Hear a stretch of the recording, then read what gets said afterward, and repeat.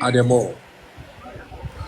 Dans la Bible, aucun prophète, aucun saint n'a adressé la prière aux morts. D'accord.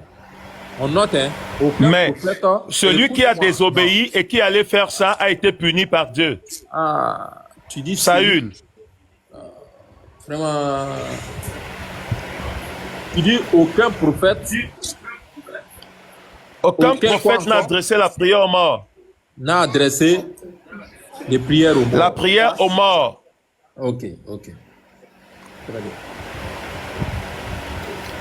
Matthieu chapitre 27, le verset 46. Élie, Élie, lama sabachthani. Élie, là, c'est qui? Élie, c'est le nom de Dieu. Qui a enseigné Élie, lama sabatani. En hébreu, ça veut dire mon père, pourquoi m'as-tu abandonné? Oui, j'ai compris. C'est ça en hébreu. Qui a enseigné Élie? Qui a enseigné Élie? Qui a dit que Élie était le nom de Dieu? C'est Jésus qui a dit ça? Donne-moi le passage. Ah, vraiment. Est-ce que Jésus a enseigné que Dieu s'appelait Élie? Jean chapitre 17. Tu veux que je te donne les noms de Dieu? Tu veux que je te donne les noms de Dieu? Par Jésus, oui. Les noms de Dieu par Jésus. Par Jésus? Oui, non, oui. mais je vais te donner le nom de Dieu par Dieu lui-même. Non, comment par Dieu lui-même? Est-ce que Jésus n'est pas Dieu pour toi? Mais comment vous avez un raisonnement bas comme ça? Vraiment, hein? Moi-même, vous posez des questions, même les enfants du CM2 ne posent pas ce genre de questions bêtes. Ouais, vraiment, hein? Vraiment, je me pose la question. Non, mais moi, je trouve que c'est bête. Oui, est-ce que Jésus... Je vais te donner le nom de Dieu par Dieu lui-même, tu dis par Jésus. Oui, mais par Jésus, est-ce que Jésus n'est pas Dieu pour toi? D'accord. Réponds-moi. Ah ben là, tu sors du débat, tu vas à un autre débat. Tu vois que tu vas de coq à l'âne. Finalement, tu veux quoi? Que Dieu a donné. Oh, Jésus est Dieu. Donc, donne les noms donnés par Jésus. Dada, je dis, hein, pourquoi tu vas de coq à l'âne? Nous sommes sur un sujet bien précis. Attends, tu veux que je t'enseigne sur la divinité de Jésus? Attends, monsieur Samuel, qui a dit Élie là? C'est pas Jésus. Ah, c'est tout. Il faut donner ce que Jésus a dit. Même si c'est bête là, toi qui es si intelligent, faut nous mettre au niveau. Voilà. C'est tout. D'accord. Heli, lama sabatani. En hébreu, voilà. Qu'est-ce que ça signifie en hébreu? J'ai dit. Le hébreu a interprété ça en français en disant mon Dieu, pourquoi m'as-tu abandonné? Mais maintenant, quand on interprète ça du hébreu au français, vous voulez qu'on vous dise encore quoi? L'interprétation est déjà devant vous. Vous voulez qu'on invente une autre interprétation? C'est ce que vous voulez? Si vous voulez qu'on invente une autre interprétation, mais on va inventer. Mais nous ne pouvons pas inventer la parole de Dieu. C'est déjà interprété. Et vous voulez quel genre d'interprétation? Voilà la question que je vous repose. Vous voulez quel genre d'interprétation? Je reviens encore à la charge. Jésus dit, Élie, Élie. Or, dans Jean chapitre 17, à partir du verset 6, il dit mais lis la suite. S'il te plaît, Jésus dit qu'il a fait connaître le nom de Dieu. Quel est le nom que Jésus a fait connaître?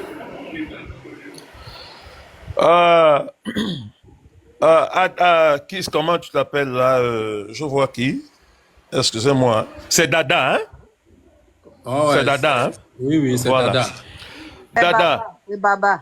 Baba, hein? Oui, excuse-moi. Oui, parce que j'ai pas mes verres avec moi. Donc, la vue m'embête un peu. Voilà. C'est mieux. Oui, excusez-moi si j'ai mal prononcé. Hein? Donc, je suis en train de dire ceci. Jésus dit dans Jean 17, je les ai enseignés ton nom, le nom que tu m'as donné. Ouais. N'est-ce pas? Oui. Le nom que le Père a donné à Jésus, c'est Jésus, qui signifie en hébreu Yeshua. Ça veut dire le Dieu sauveur. Est-ce que c'est Élie qui lui a donné? Mais c'est Élie. Dieu s'appelle Élie. Dieu s'appelle Elohim. Dieu s'appelle Adonai. Dieu s'appelle El Shaddai. Est-ce que Jésus a enseigné Élie aux hommes? Il a enseigné aux hommes le Père. C'est pas ma question. Il dit dans Jean 17, verset 6, j'ai fait connaître ton nom aux hommes. Est-ce qu'aux hommes, Jésus Oui. a dit que Dieu s'appelle Élie? Aux hommes, Jésus a enseigné aux hommes. Je vais te ressortir. Si tu veux, je te donne les passages bibliques, n'est-ce pas? Voilà, Jean c'est ça. chapitre 17. Tu vas voir dans ça ce que Jésus a enseigné aux hommes. Aux hommes, hein. Et puis il y a Élie dedans. Hein. Voilà. Allons-y. C'est où? Mais quand tu parles d'Élie, Élie veut dire Dieu. Alors, moi-même, je ne veux même pas savoir la définition d'Élie d'abord. Le mot Élie, là, où est-ce que Jésus l'a employé pour enseigner ça aux hommes? Voilà moi, ma question. Non, mais il n'a pas enseigné ça aux hommes, mais il a parlé à son père. Où? Avec ce nom. Où? Dans le passage que tu as cité là, Eli, Eli, laba sabatani. Il a parlé à son père. Il n'a pas enseigné aux hommes. Il ne faut pas comprendre, parler au père et enseigner. Enseigner veut dire, n'est-ce pas, donner aux hommes. Mais le nom qu'il a enseigné aux hommes. Est-ce que Jésus a dit qu'il a fait connaître les noms de Dieu ou le nom de Dieu? Il l'a dit, j'ai fait connaître à ceux dont tu m'as donné ton nom. Donc Dieu a un nom ou bien Dieu a des noms? D'accord. C'est là donc, n'est-ce pas, la question.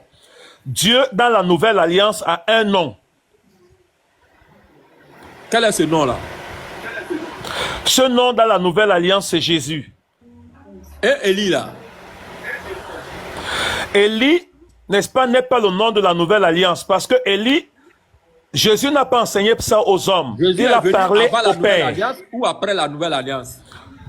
Jésus est l'intermédiaire entre l'ancienne alliance et la nouvelle alliance. Donc quand Jésus n'est pas mort, l'ancienne alliance n'est pas encore accomplie. Ou il est venu après la nouvelle alliance? Jésus est venu dans l'ancienne alliance. Tu dis quoi? Jésus est venu dans l'ancienne alliance. Effectivement. La nouvelle alliance commence à partir de quel moment? La nouvelle alliance commence à partir du moment où Jésus marche sur la croix. Quand il a tout accompli. C'est par sa mort que la nouvelle alliance entre en vigueur. Tu es sérieux là? Quand tu vas dans Hébreux chapitre 10, tu vas voir ça dedans. Tu es sérieux là? Oh, mais écoutez, pour ne pas aller dans le sens des animaux, des animaux, hein, soyons civilisés. Hébreux chapitre 10. Lis ça, tu vas voir. Je te donne le passage où il a dit que l'ancienne alliance a été accomplie pour une nouvelle alliance. Le verset combien? Oui, prends Hébreux chapitre 10, à partir du premier verset. Jusqu'à quel verset? Jusqu'au verset 20. Tout ça là? Non, moi je peux pas lire tout ça. Oui, tout ça là. C'est pour que tu comprennes le texte.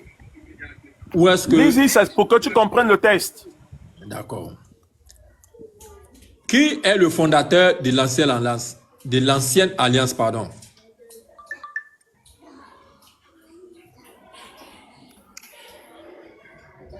Tu dis quoi? Qui est le fondateur de l'ancienne alliance? Le fondateur de l'ancienne alliance, n'est-ce pas? C'est l'Éternel, par Moïse. Ah, par Moïse, c'est ça? Oui. Ok. Et l'alliance d'Abraham, là, c'était quelle alliance? C'était pas une alliance? L'alliance d'Abraham, oui, l'alliance d'Abraham était l'alliance de la circoncision. C'est pas ma question. Et Dieu dit à Abraham... C'est pas une alliance. Oui, ben, il faut comprendre les contextes de l'alliance. L'alliance d'Abraham était liée, n'est-ce pas, à l'héritier de celui qui devait continuer l'alliance. Et il est dit, Abraham, Isaac et Jacob a continué l'alliance. Tandis que l'alliance entre le peuple d'Israël par Moïse, c'est l'alliance du sacerdoce. C'était la même alliance qu'avec Abraham? Non, c'est différent. L'alliance du sacerdoce est différente de l'alliance avec Abraham. C'est une ancienne alliance qui est là. Parce que dans l'ancienne alliance, au fait, dans l'Ancien Testament, d'accord, tu vois. La loi a été donnée à Moïse, pas à Abraham. Donc, quand Dieu tisse l'alliance avec Moïse et le peuple d'Israël, c'est pour inaugurer la loi et dire à Israël que voilà dorénavant le canevas qui va vous régir en tant que nation d'Israël. Voici la loi que je vous donne. Vous allez vous organiser selon cette loi. D'accord. Mais par rapport à Abraham, ce n'est pas la loi organisationnelle. C'est la loi, n'est-ce pas, de l'alliance, de la continuité de l'alliance. Ok. Je sais que tu fais exprès.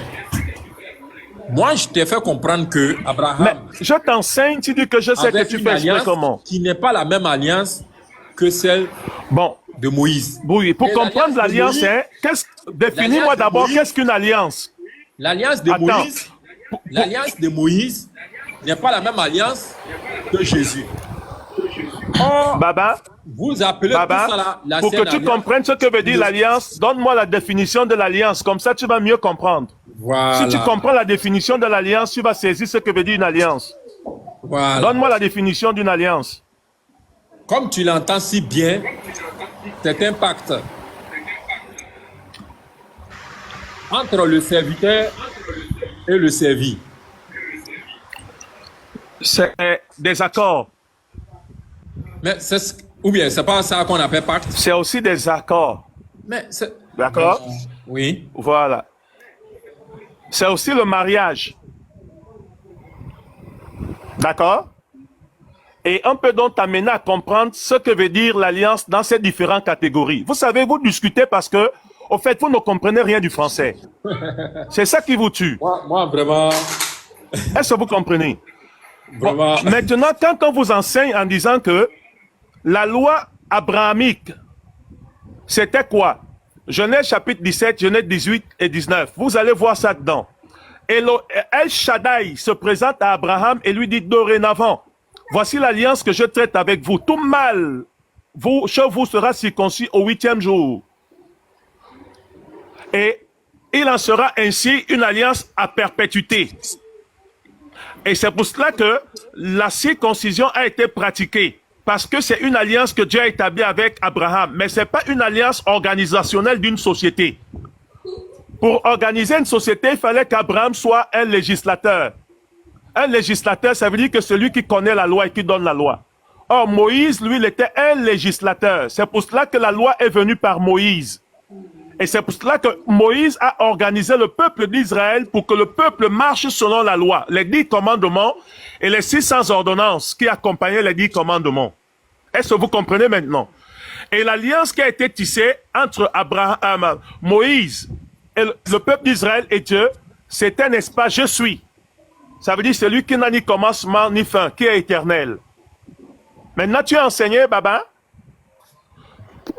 Or, maintenant, il est dit dans Hébreu que l'ancienne alliance n'était que l'ombre des choses à venir et l'accomplissement est en Jésus-Christ. Donc, pour que tu comprennes la réalité, c'est que l'ancienne alliance n'était que l'ombre. L'ombre, qu'est-ce qu'une ombre? Une ombre, c'est ce qui n'est pas encore parfait. L'ancienne alliance était basée sur les animaux, sur les ablutions, laver la tête, laver les pieds. Et c'est pas ça que Dieu voulait, laver le corps. Dieu voulait laver le cœur. Parce que c'est le cœur que Dieu veut. Le corps, là, c'est la poussière. Quand Jésus vient, il met fin. Il accomplit l'ancienne alliance, là, parce que c'est lui le parfait qui a été annoncé dans l'ancienne alliance. Et c'est par Jésus que, maintenant, nous devenons enfants de Dieu. Parce que je vous ai écouté dire beaucoup de bêtises qui n'ont pas de place. Si on a assez du temps, je vais même aller dans le Coran, même dans le nectar caché, même dans les hadiths, même dans la sunna. Et je peux vous défier là que vous ne pouvez même pas lever mon petit doigt si on va dans votre livre du Coran. D'accord. Si vous voulez prendre un défi, on va dans le défi. Youssef, tu Monsieur as entendu le Samuel. défi qui t'a lancé. Bonne arrivée, Non. Samuel. Voilà, donc, je te D'accord. laisse avec Youssef. Il va te répondre. Ah ben tu me fouilles maintenant, hein, Baba. Mais moi, je ne Il fais dit jamais. l'état caché. C'est caché, bien sûr. D'accord. Donc, il faut Ok, poser donc tes revenons questions, dans ce mais que après, j'étais moi, en te train de répondre. dire. Pose tes questions. Baba, regarde, si tu n'as pas Jésus, tu iras en enfer.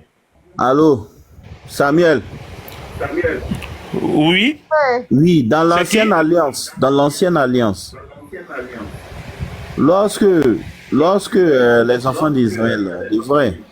les enfants d'Israël devraient sacrifier les taureaux, les boucs pour pardonner les péchés, c'était des péchés involontaires ou c'était des péchés volontaires? C'était leur péché, les péchés qu'ils commettaient. Il a dit que tout homme qui commettait un péché amenait un animal. Ou péché involontaire. Les péchés volontaires. C'était des péchés volontaires? Bien sûr. Tu penses que quand tu pêches, tu ne pêches pas volontairement? Le seul péché qui n'est pas volontaire, oui, le seul péché qui n'est pas volontaire, c'est le péché, n'est-ce pas, d'omniscient. D'accord, on va Tu sais lire ce que la veut dire Bible. le péché omniscient? Tu sais ce que veut dire le péché omniscient? On va lire la Je Bible. vais t'enseigner Moi, je parle ça. pas beaucoup. Attends, je vais t'enseigner le péché omniscient. C'est que là où tu es là, Baba, comment toi tu t'appelles? Youssef. Ouais, Youssef, là où tu es là, si c'était la volonté de Dieu que tu quittes là pour aller en France et que tu ne connais pas la volonté de Dieu, tu vas la transgresser. Mais tu ne la transgresses pas volontairement parce que tu ne connais pas la volonté de Dieu. Donc c'est ça ce qu'on appelle le péché omniscient. Ça veut dire qu'on ne connaît pas parce qu'on n'a plus la présence de Dieu. On a compris. Maintenant, on va lire la Bible. D'accord. On peut lire Lévitique 4. Vas-y. Ok. On va lire. Lévitique 4, à partir du verset 1er. L'Éternel parla à Moïse et dit, parle aux enfants d'Israël et dit, lorsque quelqu'un péchera involontairement contre l'un des commandements de l'Éternel, en faisant des choses qui ne doivent point se faire, si c'est le sacrificateur ayant reçu l'onction qui a péché et a rendu par là le peuple coupable, il offrira à l'Éternel pour le péché qu'il a commis un jeune taureau sans défaut en sacrifice d'expiation. Est-ce qu'on est d'accord que c'était des péchés involontaires?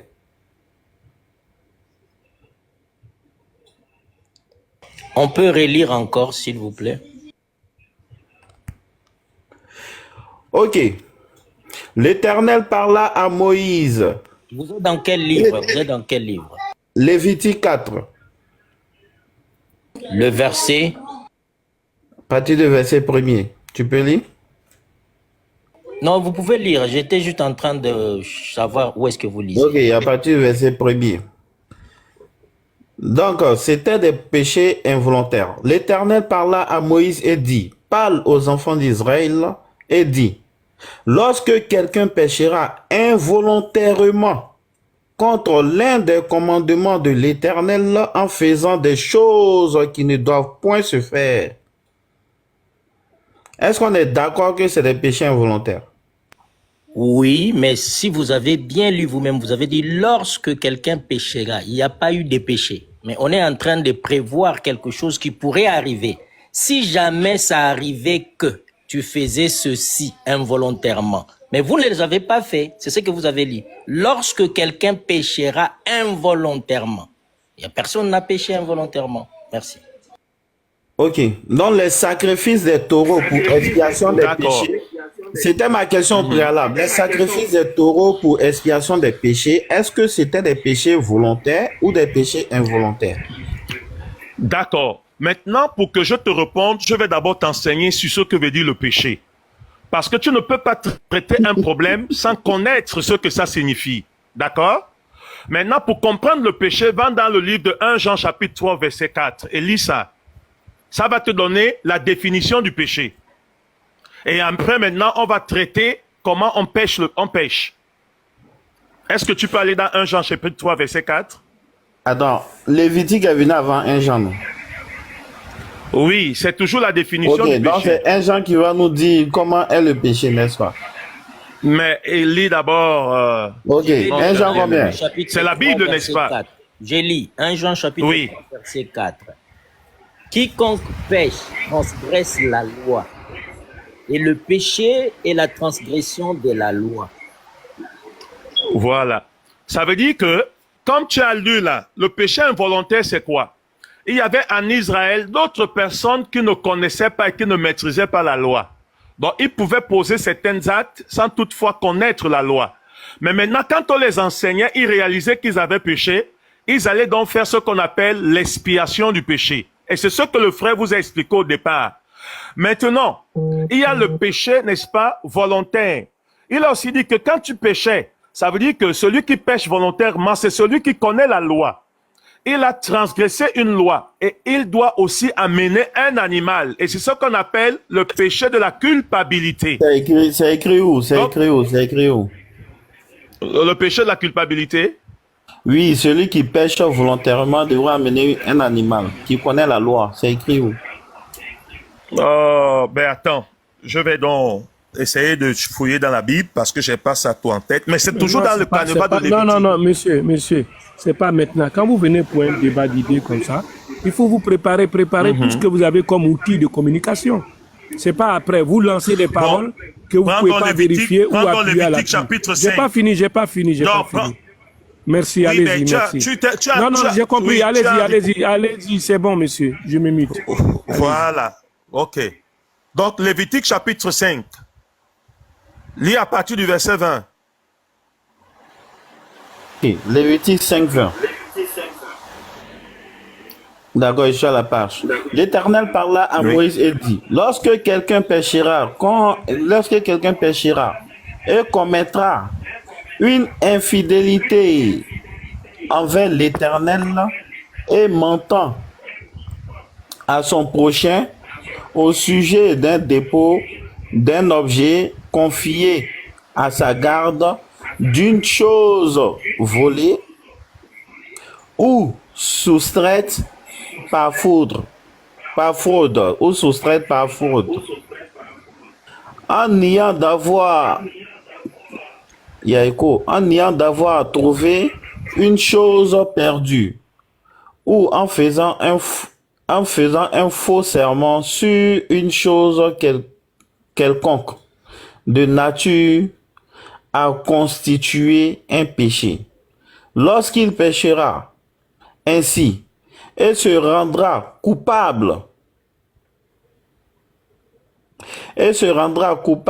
il restituera la chose qu'il a volée ou soustraite par fraude.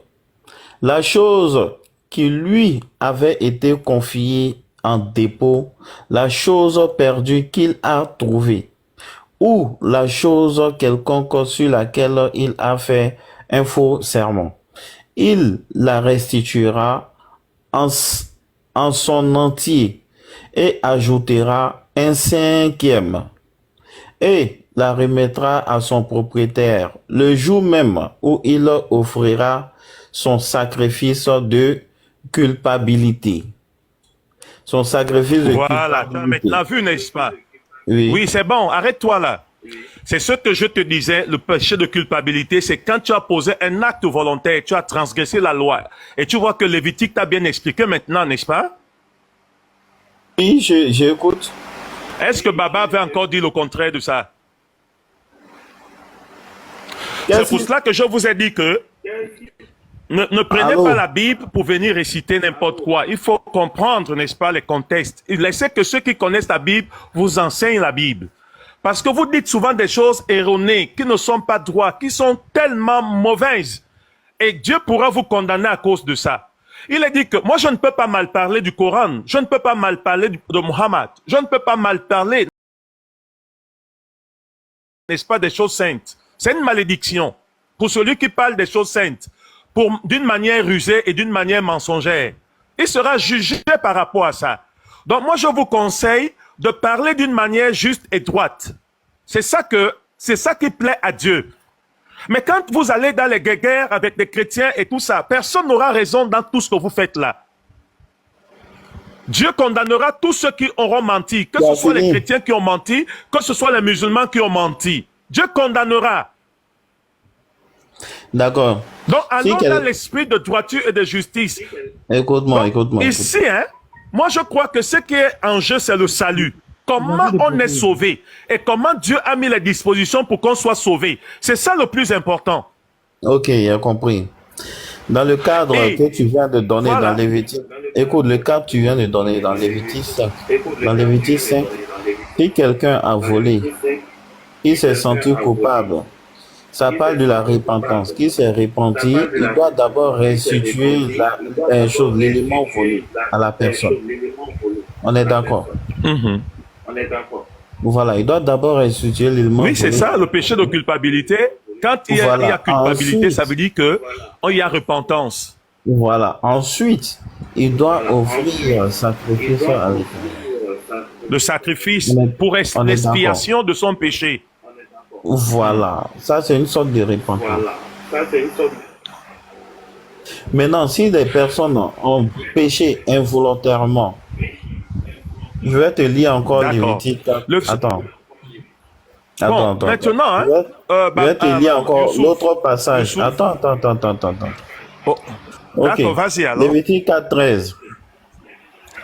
Si c'est toute l'assemblée d'Israël qui a péché involontairement, et sans s'en apercevoir, en faisant contre l'un des commandements de l'Éternel des choses qui ne doivent point se faire, et en se rendant ainsi coupable, et que le péché qu'on a commis vienne à être découvert, l'assemblée offrira un jeune taureau en sacrifice d'expiation, et on l'amènera devant la tente d'assignation. Est-ce qu'on est d'accord? Maintenant, ça, c'est toujours dans le cadre des péchés involontaires. Maintenant, les péchés volontaires, c'était quoi? Ça, c'était la loi du talion. Celui qui commet Les péchés l'adultère, volontaires, oui, les péchés Écoute. volontaires, Oui, c'était celui par qui- rapport à la loi, n'est-ce pas, que Dieu avait donnée à Israël. Donc tout On le est peuple d'accord. d'Israël était supposé connaître la loi. Ah, Regarde, par exemple, maintenant, dans ton celui pays, qui dans ton commettait pays, l'adultère, par exemple, regarde, qu'est-ce qu'on devrait le laisse-moi faire? donc expliquer. Après, Est-ce qu'il devrait donner taureau quand, pour je être vais expliquer, épargné? tu vas reposer la question. Vas-y. Quand tu vas poser, oui, je vais finir, tu vas reposer la question. Regarde, dans ton pays, il y a une loi. Il y a ce qu'on appelle, n'est-ce pas, le code pénal ou la loi constitutionnelle. Il peut arriver que toi, tu pêches contre la loi et que tu ne saches pas que c'est dans les prédispositions de votre loi. Vous voyez, on dira que tu as péché par ignorance parce que tu ne connais pas. Bon, maintenant, quand tu iras devant un juge ou bien devant le chef, n'est-ce pas, qui juge, tu diras, je m'excuse, je ne connaissais pas, je demande pardon. Donc, on va tenir compte de ton ignorance et on va te pardonner. Mais quand quelqu'un connaît, Pardon, celui qui connaît, monsieur, dans quel droit, un pays de droit où on pardonne? Faut arrêter de dire des choses comme ça, monsieur. bon, je ne Arrêtez sais de pas nous là où prendre, vous êtes, mais monsieur, moi je suis au monsieur. Gabon. Mais vous êtes à Gabon, il y a une législation. Le Gabon, là, il est légiféré par une loi. Le code pénal. Mais c'est là, pour cela que le je code vais pénal donc te dit. parler de mon pays. Qu'est-ce que le Moi, code j'ai pris pénal un dit? exemple Le chez code toi. pénal- Mais le Gabon, là, a calqué sur le code Napoléon. Ce que je comprends. Le Gabon a calqué Baba, sur le Baba, code tu es- Napoléon. Monsieur, tous les pays. Baba, nous sommes Baba. dans un bon débat, toi tu viens embrouiller. Est-ce que Non, je ne tu viens peux pas laisser embrouiller, l'autre je viens continuer? restituer. Parce Il que va tu donner un sais toi éclairage. que dans le droit, il y a le pardon. Non, dans le droit, il n'y a pas le pardon.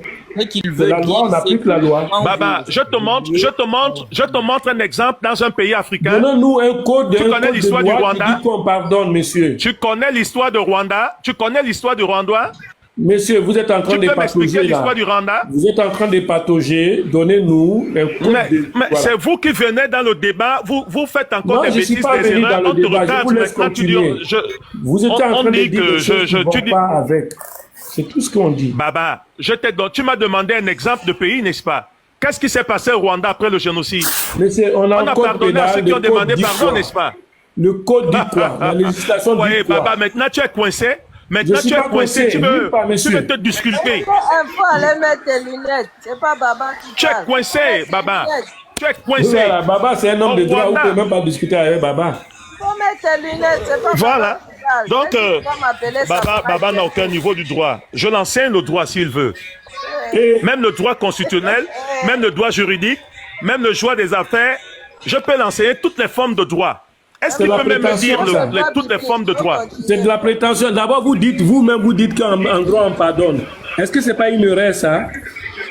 Bon, maintenant, je t'ai Est-ce donné que vous êtes l'exemple d'un d'accord pays, sur le le fait que Rwanda. vous dites qu'en droit, on pardonne? Vous êtes en erreur ou vous Je n'êtes pas t'ai en donné erreur? l'exemple d'un autre pays, Non, l'Afrique monsieur, du en Sud. droit, vous dites qu'on pardonne et vous dites que vous connaissez le droit. Oh là là, mon Dieu. Mais je te cite les pays, Soyez les humble exemples quand des même. pays Dites qui ont que je suis en pardonné. erreur. C'est si ça que moi j'ai interagi. Oh Le fait que là. vous dites qu'en droit, on pardonne. Mon Dieu. Baba, si tu es ignorant de l'histoire africaine, alors ne prends plus la parole. Ah, vous êtes en Afrique Parce que maintenant. tu es en train de vouloir... L'histoire, l'Afrique est plurielle, elle est générale. Écoutez-moi, monsieur, l'Afrique est plurielle, elle est générale. Donc ne résumez pas l'Afrique à un pays ou à une région bien donnée. On peut parler de l'Afrique si vous voulez qu'on extrapole, monsieur. Vous n'allez pas nous faire je te partager cite comme le ça. nombre de pays. Je te cite le nombre de pays là où ils ont pardonné leurs citoyens après avoir pardonné après avoir transgressé le code. Oui. Bon, revenons dans le débat. Peut-être vous n'avez pas compris ce que Oussas Tidjane veut dire. En fait, vous dites que vous allez donner un exemple d'un pays. C'est-à-dire la loi ne concerne pas l'exemple des pays. C'est-à-dire il est en train de te dire, est-ce que dans la loi, il y a le pardon? C'est-à-dire dans les textes. Mais tu n'as pas de nous donner un exemple qu'un pays a pardonné. C'est pas parce qu'il a un pays a pardonné, c'est parce que dans la loi c'est ça. Non.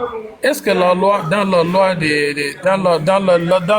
droit, est-ce que dans la loi il y a le pardon? C'est ça la question en fait. Mais pas de donner un exemple. C'est ça, c'est juste voilà. D'accord. Bon, regardons. Dans ce qu'on venait de lire là, il a lu que si quand tout le peuple d'Israël péchait d'une manière involontaire, n'est-ce pas? Tout le peuple ici a péché d'une manière involontaire. Et le peuple devait faire quoi? Après avoir réalisé qu'ils ont péché contre Dieu d'une manière involontaire, ils devaient offrir un sacrifice d'expiation pour toute la nation. Est-ce que vous voyez? C'est pour montrer que si Dieu lui-même arrive à pardonner un peuple qui a commis une transgression d'une manière involontaire, à plus forte raison les hommes. Dieu est pour nous la lumière, Dieu est pour nous un modèle, un exemple. Dieu nous dit de faire ce que lui, il fait. Si Dieu pardonne, nous devons aussi pardonner. Bon, je ne vais donc plus entrer dans le contexte des pays, mais restons dans le cadre de la loi. La loi a été donnée à Israël. Et la loi a organisé Israël. Mais les prérogatives de la loi disaient que quand quelqu'un péchait, il amenait un agneau. Il y avait deux types de péchés, le péché volontaire et le péché involontaire. Mais tous ces deux péchés-là amenaient les mêmes conséquences. Mais seulement dans le péché volontaire, on restituait ce pourquoi on a péché. Mais dans le péché involontaire, on demandait pardon à Dieu et on sacrifiait un animal. Et dans Hébreux chapitre 10, Jésus dit donc que ce culte-là n'amenait pas la perfection. Ça ne sauvait pas. Mais maintenant, lui, il est venu comme agneau de Dieu, pas seulement pour que le péché de l'homme soit pardonné sur terre, mais que l'homme ait la vie éternelle par lui. C'est ça la puissance de la valeur du sacrifice de Jésus. C'est pour ça que le sacrifice de Jésus nous sanctifie devant le Père. Donc quand tu as Jésus, le sang de Jésus te rend propre, pur devant Dieu, comme si tu n'avais jamais péché. Et c'est ça qui te donne le droit d'entrer au ciel. Mais tu ne peux pas entrer au ciel par tes propres œuvres. C'est impossible. Parce que l'homme ne peut pas plaire à Dieu par ses propres œuvres. L'homme pêche chaque jour. L'homme mange chaque jour. L'homme a des mauvaises pensées. Il est impossible à l'homme d'accomplir la loi divine de Dieu. Impossible. Aucun prophète n'a accompli la loi divine de Dieu. C'est une fuite en avant. Vous n'avez pas bien lu peut-être. Lisez-moi Matthieu 5, 17. Matthieu 5, 17, s'il vous plaît. Oui, lisez. Non, c'est vous. Lisez Matthieu 5, 17. Parce que vous êtes en train de faire une fuite en avant. Là. Matthieu 5, Je verset n'ai pas 17. la Bible ici. Bon, je vous n'ai pas la Bible ici. Aidez-le à lire Matthieu 5, 17. On va voir ce qu'il va nous dire. J'ai la Bible dans le téléphone. Je n'ai pas ça devant moi ici. On va lire Matthieu 5, 17. Lisez pour lui. Oui, lisez. Calme-toi. Monsieur Samuel, si j'ai bien compris, vous avez dit que le sang de Jésus vous a rendu licite, vous a rendu propre. Ça veut dire que vous n'avez aucun péché, n'est-ce pas? Ça veut dire que vous ne péchez pas. Mais est-ce que si c'est le sang de Jésus vous a rendu propre, vous a rendu licite, est-ce que c'est la peine d'aller prier dans les églises? Parce que prier, c'est une très bonne question. Parce que prier, c'est pour invoquer Dieu. Vous invoquez quoi? Pour que vous fasse rentrer au paradis. Alors que le sang de Jésus vous a rendu propre. Tu poses une question, ou bien tu réponds à la question toi-même. Attends, je vais finir en fait. Est-ce que c'est la peine de aussi d'aller prier encore? Ok, je réponds donc à ta question. Quand tu donnes ta vie, quand tu acceptes l'œuvre de la croix de Jésus, quand tu le reçois comme Seigneur et Sauveur personnel, tu entres dans ce que Jésus avait dit à Nicodème. Si tu ne nais d'eau et d'esprit, tu ne peux entrer dans le royaume de Dieu. Donc la nouvelle naissance, c'est le fait d'accepter Jésus. Une fois que tu es né de nouveau, maintenant tu dois aller à l'église pour que tu sois enseigné. L'enseignement te permettra, n'est-ce pas, de grandir spirituellement. Parce que celui qui est en Jésus-Christ n'est plus condamné. Monsieur, vous lisez les textes à travers. On va lire la partie là, vous allez voir. Vous interprétez très mal. Mandra, attends, monsieur Tidjane. Non, les frères, vous avez dit qu'il allait dire quelque chose. Si j'interviens, on va aller sur maintenant. J'interviens. Ndiaye. Samuel, attends, Samuel, calme-toi, s'il te plaît. Maintenant, Oussas Tidjane, donnez-nous votre verset là que vous avez dit là. Je vais dire ça. Ousmane Tidjane, on va couper parce que moi je voulais. Bon, le verset c'est 5, Matthieu 5, verset 17. Oui, vous m'avez coupé. Voilà. On va le laisser finir et puis on va lire le verset à votre question. J'ai voulu. À votre question encore, il y aura une question. J'ai voulu finir la réponse à la question.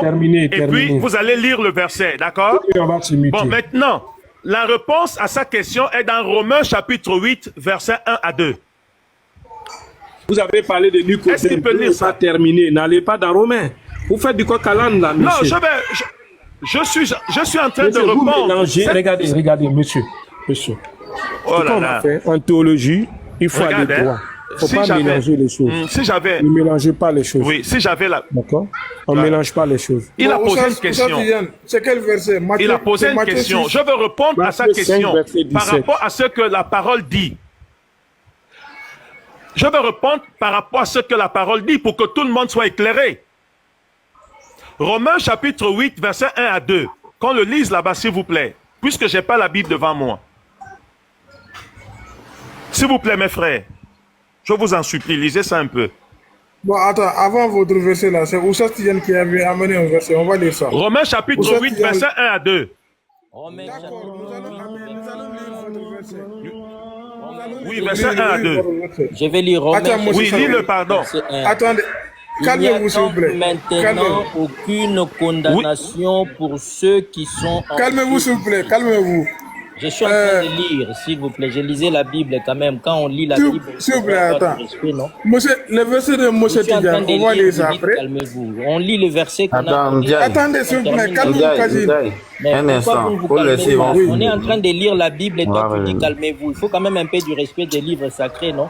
Je suis en train de lire. Non, c'est Oussas Tidjane qui avait donné un verset. Il fallait attendre seulement la fin de la lecture et puis tu parles et je vais me taire, il n'y a pas de problème. Mais quand on lit les livres sacrés, quand même, ne dites pas ensemble, s'il vous plaît, s'il vous plaît.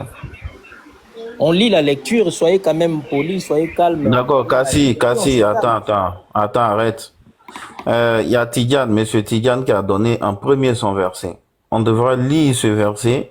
Samuel a dit que lui, il n'a pas la Bible. Est-ce qu'on est d'accord qu'on puisse lire le verset? Là, il n'y a pas de problème, je peux lire son verset, mais seulement qu'on ne m'interrompt pas quand on lit les livres. Il dit Matthieu 5, 17. Ok. C'est quoi? Matthieu 5, 17. Oui, c'est moi, c'est Matthieu 5, 17. Je veux lire ça. Matthieu 17. On m'a posé une question, donc j'étais en train de répondre à la question. D'accord? C'est là où il a coupé. J'ai dit, attends que je réponde à la question, comme ça tu vas poser la question sur Matthieu. Vous comprenez? Donc nous sommes dans la suite du débat. Donc dans la suite du débat, c'est pour cela que je demandais qu'on lise Romains chapitre 8. C'est quelle question t'as posé et puis tu veux lire le Romain? Voilà. Parce qu'il a dit que donc le sang de Jésus vous lave et vous purifie et vous rend saint. C'est pour ça que j'ai dit que je vais donc répondre par ce verset-là pour qu'ils comprennent. Dans Romains chapitre 8, verset 1 à 2. D'accord, s'il veut, je le recite même. Parce que j'ai ça dans l'esprit. Romains 8, verset 1 à 2. Mais je veux qu'on lise. Oui. Oui, il faut lire, Cassine.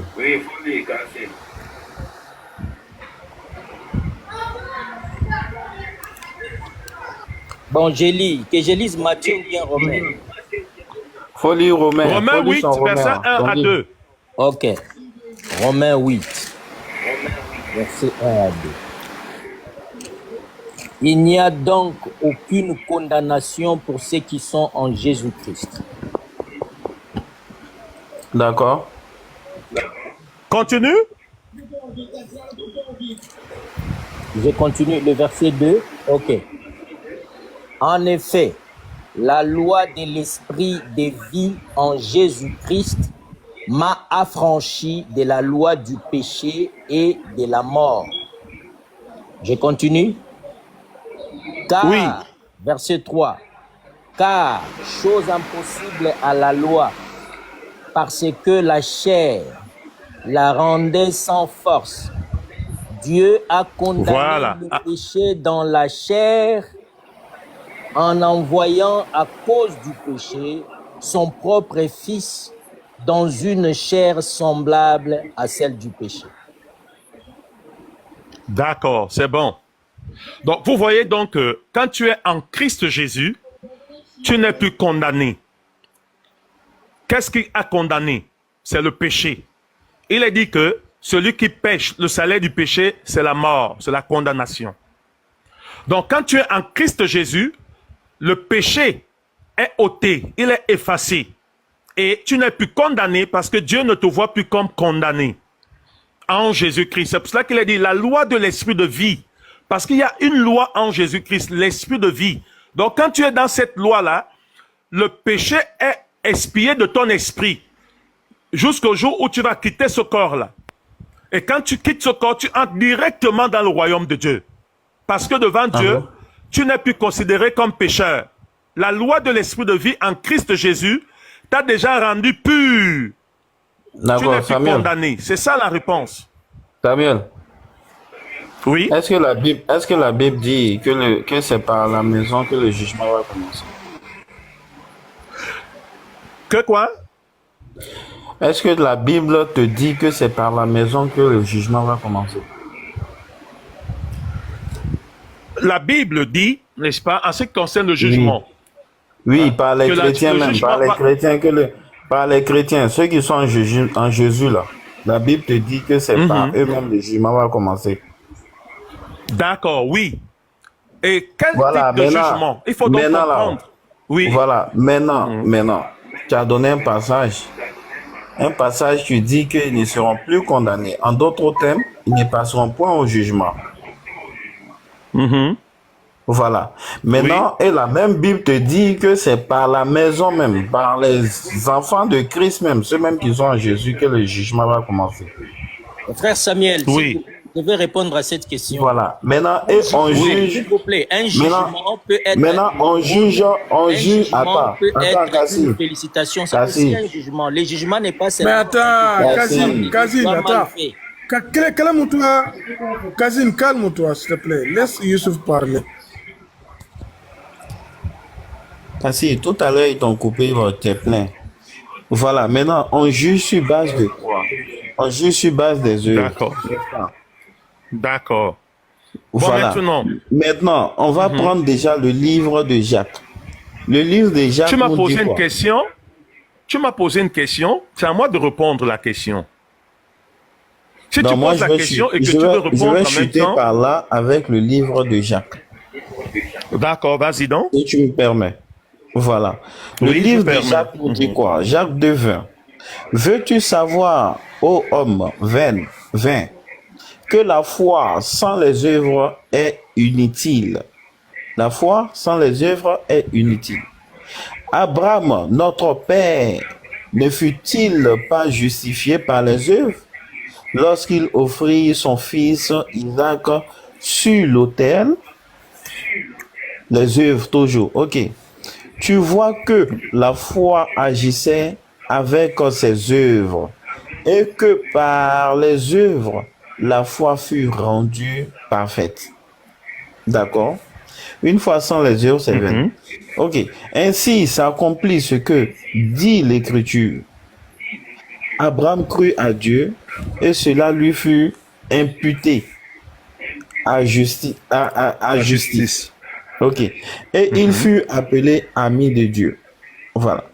Vous voyez que l'homme est justifié par les œuvres et non par la foi seulement. Rab, la prostituée ne fut